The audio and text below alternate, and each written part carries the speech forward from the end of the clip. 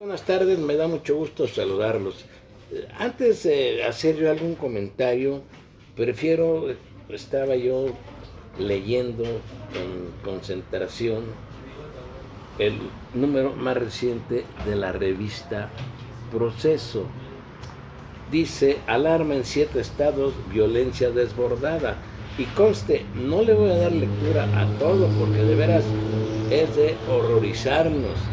Dice, pese a que el combate a la violencia fue una prioridad de su campaña y lo es en su programa de gobierno, el presidente Andrés Manuel López Obrador no ha conseguido resultados positivos en el primer cuatrimestre de su gobierno.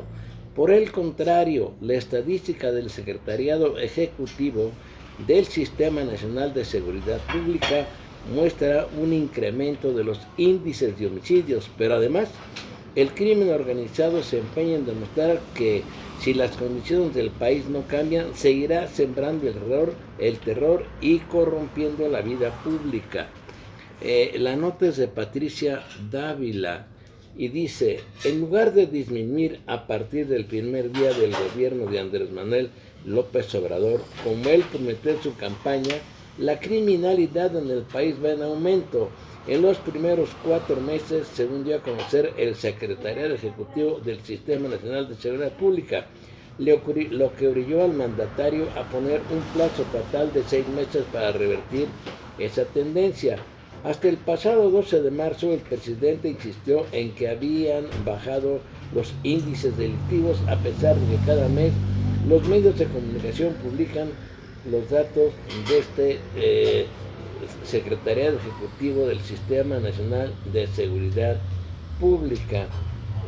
Y dice lo siguiente, esa actitud le costó al mandatario una confrontación con Jorge Ramos, periodista de Univisión, quien dijo en la conferencia matutina de ese día que de continuar así 2019 será el año más violento de la historia en el país. Aunque el mandatario insiste en responsabilizar de la inseguridad a las administraciones pasadas, en este gobierno han ocurrido masacres similares a la del sexenio de Felipe Calderón, como aquella en que un grupo delictivo asesinó a estudiantes que se encontraban en una fiesta en el fraccionamiento Vías de Salvarcar en Ciudad Juárez, Chihuahua. Calderón se apresuró a señalar que se trataba de ajustes entre bandas rivales. Claro, siempre dan una justificación los presidentes.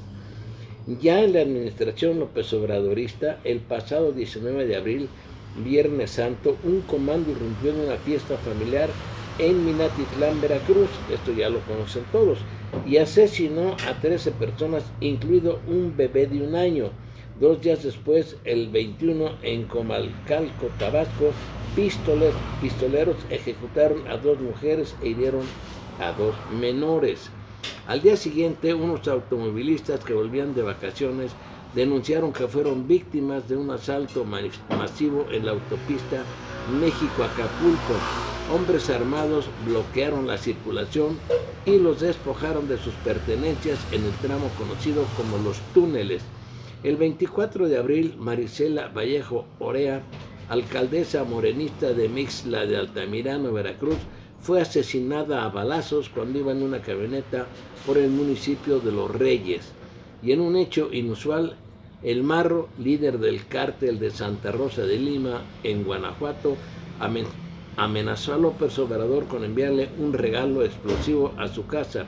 Es el primer presidente de la República que recibe una amenaza directa del crimen organizado. En una revisión de la estadística delictiva que se publicó el 21 de abril, Guanajuato destaca entre los estados con la mayor incidencia, con 947 asesinatos de enero a marzo. El gobernador Diego Sinue Rodríguez había festejado por todo lo alto el operativo Golpe de Timón, realizado en conjunto con la Marina a fin de arrinconar al cártel de Santa Rosa, pero guardó silencio ante los datos oficiales sobre la violencia. El Marro sigue libre. La nota es muy buena y muy extensa y da datos muy precisos que yo considero son irrefutables. Los vemos en los periódicos. Luego me salto, digo, El pasado 3 de febrero, en Tijuana fueron asesinadas 21 personas en menos de 24 horas. Y ya no les sigo porque es muy extenso este reportaje, que está muy bien documentado. Y repito, en Michoacán también llevamos, yo no sé cuántos, pero han asesinado a mujeres, inclusive a mujeres que desempeñan cargos de responsabilidad, inclusive acaban de asesinar hace poco al presidente municipal de Nahuatzen. Y como siempre, las cosas quedan sin esclarecerse. Hay una omisión gravísima de autoridades federales y estatales. Yo creo que ya no tiene pretexto el gobierno federal, los estatales también. No vea usted, no todo es cosa del gobierno federal, pero, pero el gobierno federal se comprometió desde que era campaña López Obrador a disminuir la violencia en el país, los índices delictivos. No lo ha logrado, y la verdad yo no creo que con la Guardia Nacional lo vaya a conseguir.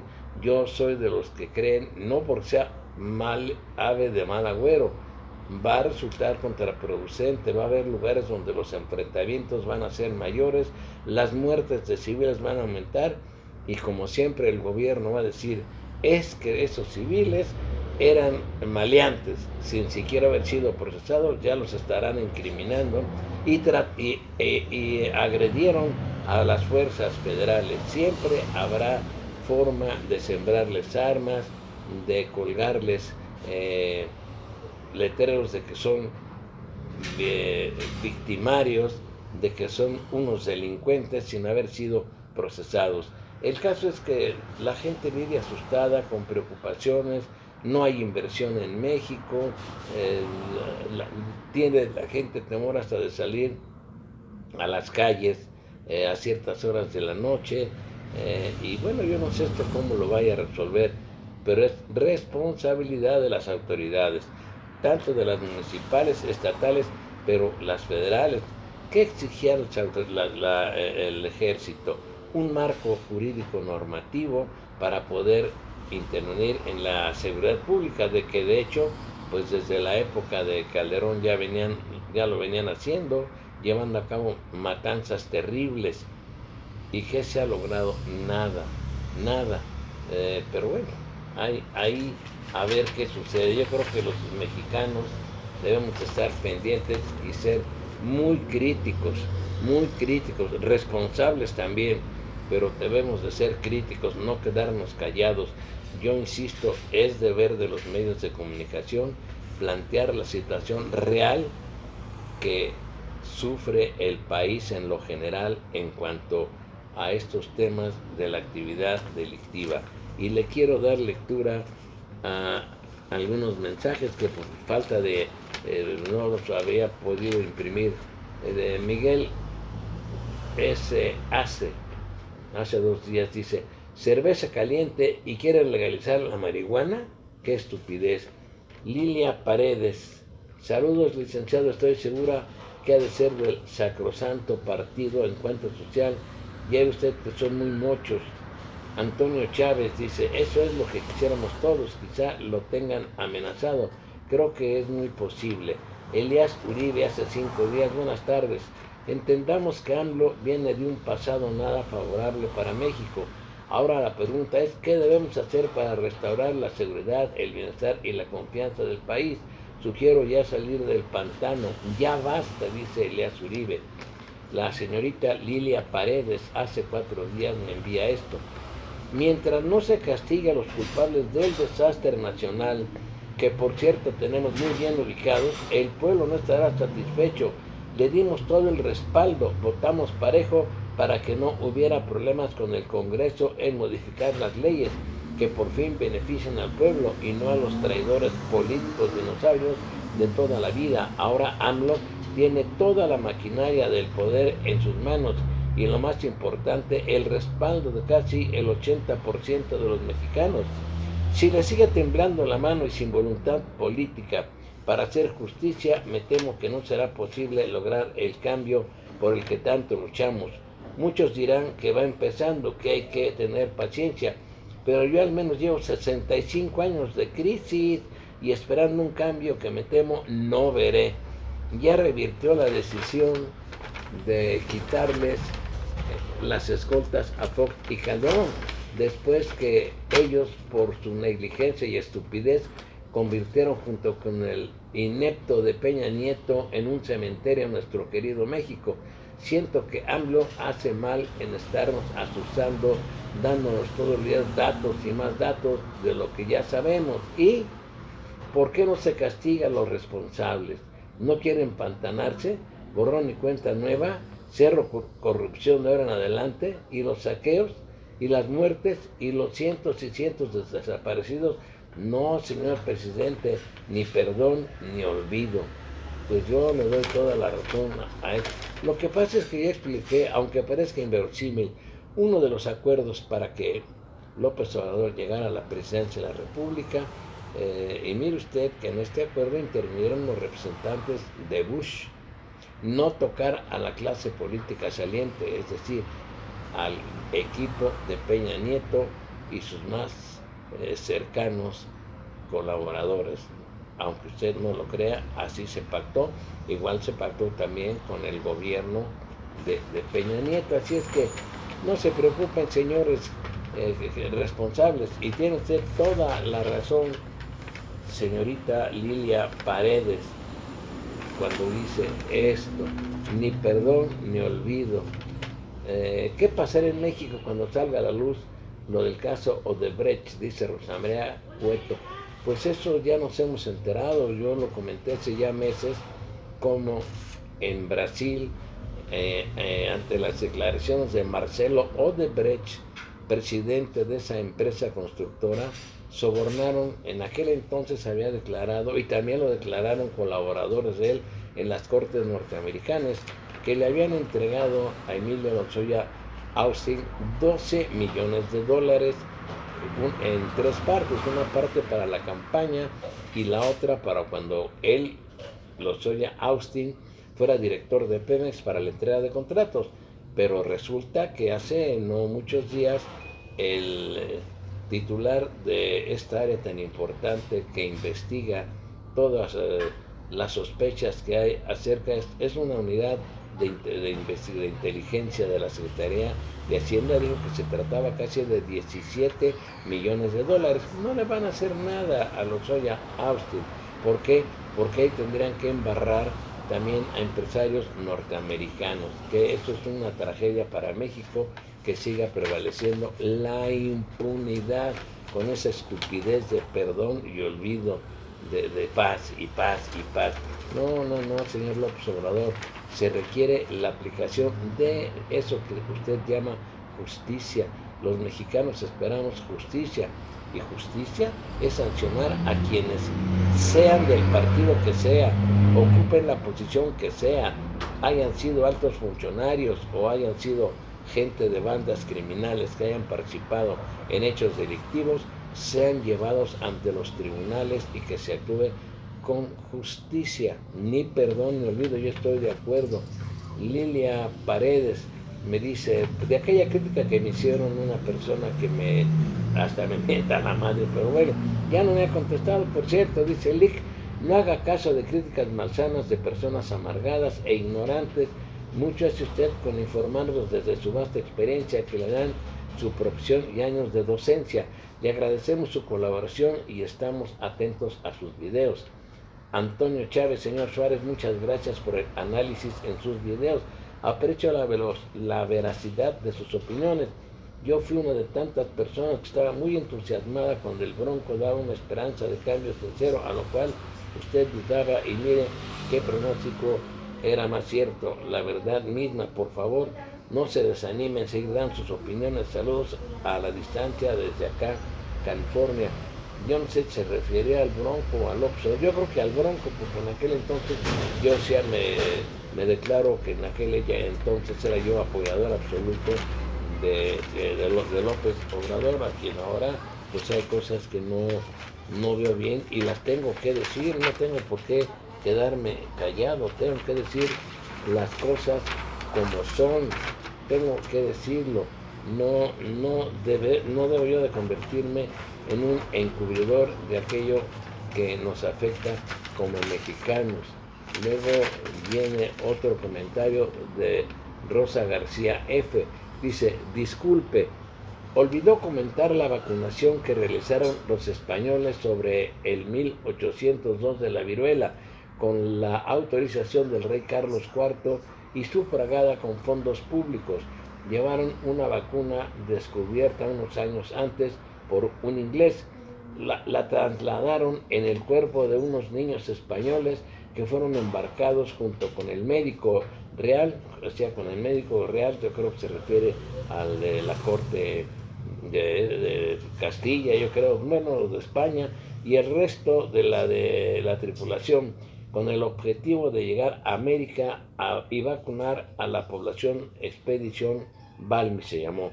La viruela también afectaba a los españoles de España, entre ellos la hija del rey que falleció. Cumplo con tal lectura, señora o señorita Rosa García, tal y como usted me lo hizo llegar. Por aquí tengo, dice Juan Valencia, Milik, felicidades con su nieta, amor de formación, siga siempre con ese buen estilo de conocimiento, con ese buen humor, españoles soberbios, AMLO y su pueblo, si triunfamos, dignidad y justicia, expresidentes al bote y a todo el pueblo, dice. Yo creo que se refiere que todo el pueblo está pendiente de lo que haga López Obrador y que cumpla con sus promesas.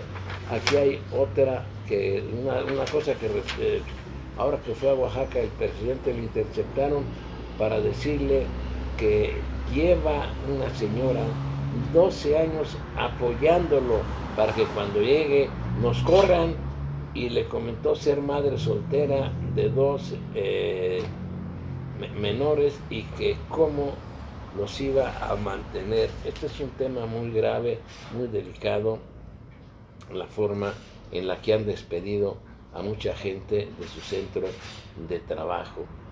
Yo creo que es una injusticia brutal la que se comete ahí.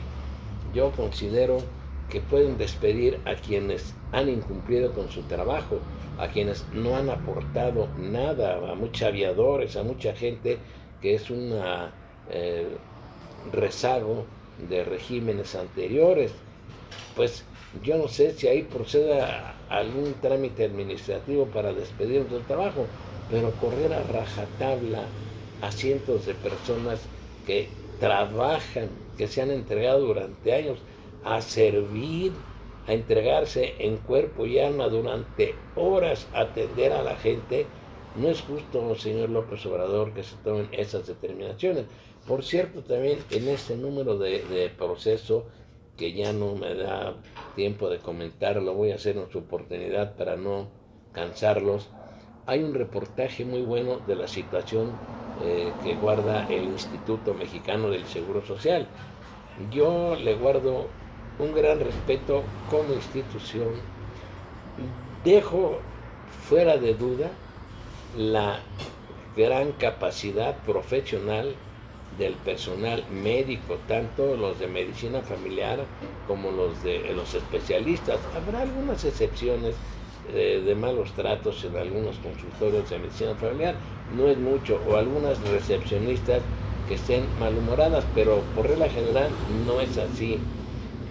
Aquí lo grave es, y repito porque no quiero que puedan resentirse conmigo, les guardo un respeto y una gratitud a médicos, a enfermeras, a personal de intendencia, a personal administrativo, a especialistas, de la entrega permanente que hacen para servir, para rescatar, para salvar vidas, para curar. Pero ¿qué sucede?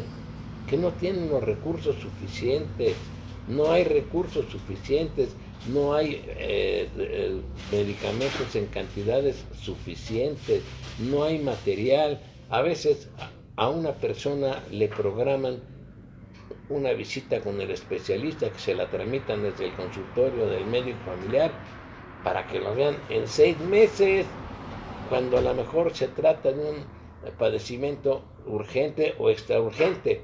Esa persona, si ya es de edad y su padecimiento es grave, pues va a fallecer antes de que llegue el día para que lo vea el especialista. Y luego el especialista le va a decir que para tal fecha lo vuelve a citar para suministrarle algún medicamento. Y luego resulta que ese medicamento no lo tienen en existencia. Pero en fin, mi reconocimiento a la mayoría de los, repito, aunque parezca yo muy reiterativo, de los médicos, de las enfermeras, de gente de intendencia, de personal hasta de farmacias, pues ellos son los menos responsables. Que hay robos hormiga, pues sí los debe de haber, pero los de arriba se robaron más. Esto no disminuye el robo que puedan hacer trabajadores de base de posiciones bajas, sobre todo quienes tienen a su cargo medicamentos o se llevan lápices, engrapadoras, no lo sé. Pero los que deben de empezar es con los de arriba, los que han saqueado a la institución, los que compraron medicamentos a un precio hasta de un 500 o 600% más para llevarse su moche. Hablo nada más del seguro social, no estoy tocando todo lo que es el sector salud, porque aquí en Michoacán, que tengo entendido, no lo puedo documentar, son comentarios que me han dado médicos, que en la época de Leonel Godoy hubo una desaparición de 2.500 millones de pesos, con lo que se dejó de atender a gente que acudía al Hospital Civil de Morelia. Los que me ven lo saben. Si alguien, médicos excelentes además, médicos de alta calidad profesionales del Hospital Civil, también las enfermeras. Pero ¿qué sucedía? A ver, llegaba una persona que requería, ya la habían visto en consulta externa y le recomendaban la operación de columna, por ejemplo. Y sí, y le decían, pero el problema es que no tenemos, creo que se llama matriz ósea o no sé qué, clavos, tornillos, no tornillos de tlapalería, desde luego, son cosas especiales para una operación de esa característica. Bueno, pues la pura matriz ósea costaba 18,000 pesos. Una gente que no gana ni 4,000 pesos al mes, una mujer viuda, una mujer que no tiene ni empleo, que no tiene nada, ¿con qué iba a comprar el medicamento? No tenía para comprarlo. Por eso yo coincido con la señora que envía esto, que no le tiemble la mano. Bueno, ya les expliqué por qué se de ese asunto de no proceder en contra de funcionarios del régimen anterior, sobre todo, que es el más próximo, porque seguramente los delitos en que incurrieron los gobiernos de Fox, de Felipe Calderón, muchos están hasta prescritos, pero lo reciente, lo está más a la mano. Hay muchos actos delictivos que han destruido este país y que no han sido sancionados ni van a ser sancionados. Si acaso, como le he dicho en otras ocasiones, procederán en contra de personas que no tienen mayor trascendencia. Pero yo no veo, a ver, ¿dónde está, por ejemplo, Tomás Yarrington? ¿Dónde está el exgobernador de Coahuila? ¿Dónde están las acusaciones que le hicieron en Estados Unidos al exgobernador de Veracruz, Fidel Herrera Beltrán, de que los Zetas le habían dado más de 12 millones de dólares para su campaña? Intocables. ¿Dónde está este señor que dice prófugo, César Jaques de Chihuahua, que tiene ranchos, ganado, pero dinero a montón? Creo que hasta montó un banco en su estado. Según dicen, no saben en dónde está. ¿Cómo lo van a saber? Por favor, no se hagan penitentes, ni nos quieran ver la cara de penitentes a nosotros. Las autoridades saben perfectamente dónde se encuentran todos esos sujetos. Y ya aquí le paro, pues no, nunca voy a terminar, sería interminable dar nombres de todos los que deberían estar no solo sujetos a procesos, muchos de ellos ya deberían de estar privados de su libertad, compurgando alguna sentencia ejemplar, pero no, todo se pactó aquí en este país todo se pacta. Y yo estoy de acuerdo que en la política la negociación es válida, totalmente válida, pero una negociación que no se salga del marco normativo, y me refiero a la norma jurídica penal, punitiva, pero eso de, bueno, borrón y cuenta nueva, mire qué penitentes te los agarraron. Eso sí, el pueblo es el que carga con todo eso. ¿Quiénes tenemos que pagar todas esas desfachateces, sinvergüenzadas, trapacerías que hicieron en contra del pueblo? El pueblo, nosotros. Así es que ya aquí le paro para no cansarlo, y como siempre, síganme enviando sus mensajes.